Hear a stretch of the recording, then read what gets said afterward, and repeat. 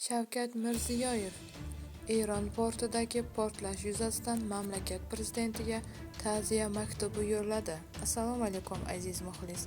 Agarda bizning kanalimizda mehmon bo'lsangiz, bizga obuna bo'lishni unutmang. Shavkat Mirziyoyev Eron portidagi portlash yuzasidan mamlakat prezidentiga ta'ziya bildirdi. Prezident matbuot xizmatining ma'lum qilishicha, davlat rahbari Eronning Bandar Abbos shahridagi Shahid Rajoi porti hududida ro'y bergan portlash oqibatida ko'plab insonlar halok bo'lgani va jiddiy jarohat olgani, katta talafotlar ko'rgani munosabati bilan Mas'ud Pezeshkiyonga ta'ziya maktubi yo'lladi. Davlat rahbari vafot etganlarning yaqinlariga sabr-toqat va bardamlik, jarohat olganlar tez fursatda shifo topishini tiladi. Eronning Shahid Rajid portida kuchli portlash 26 aprel kuni sodir bo'lgandi. Ma'lumotlarga ko'ra, raketa yonilg'isi komponentlari bo'lgan konteynerlar portlagan.